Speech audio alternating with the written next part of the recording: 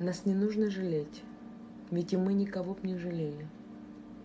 Мы пред нашим комбатом, как пред Господом Богом чисты.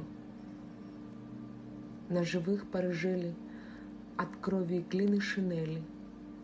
На могилах мертвых расцвели голубые цветы. Расцвели и опали. Проходит 4-я осень. Наши матери плачут, и ровесницы молча грустят. Мы не знали любви, не изведали счастья ремесел. Нам досталась на долю нелегкая участь солдат. У погодков моих ни стихов, ни любви, ни покоя, только сила и зависть. А когда мы вернемся с войны, все долюбим сполна. И напишем, ровесник, такое, что отцами-солдатами будут гордиться сыны. Ну а кто не вернется, кому долюбить не придется. Ну а кто в 41-м первой пулей сражен? Зарыдает ровесница, мать на пороге забьется. У погодков моих ни покоя, ни любви, ни жен. Кто вернется, долюбит? Нет, сердца на это не хватит. И не нужно погибшим, чтоб живые любили за них. Нет мужчины в семье, нет детей, нет хозяина в хате. Разве горю такому помогут рыдания живых? Нас не нужно жалеть, ведь и мы никого б не жалели.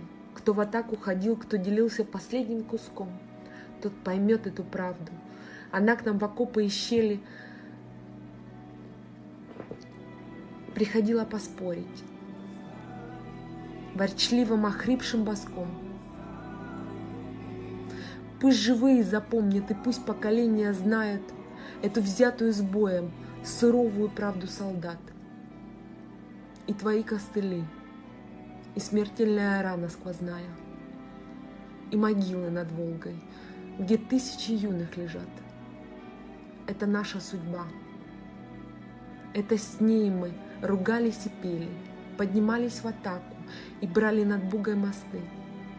Нас не нужно жалеть, ведь и мы никого б не жалели. Мы пред нашей Россией и в трудное время чисты. А когда мы вернемся, а мы возвратимся с победой, все как черти упрямы, и как люди, живучие и злы. Пусть нам пиво наварят и мясо нажарят к обеду, чтоб на ножках дубовых повсюду ломили столы. Мы поклонимся в ноги родным и страдавшимся людям. Матерей расцелуем и подруг, что дождались любя. Вот когда мы вернемся и победу штыками добудем. Все долюбим, ровесник, и работу найдем для себя.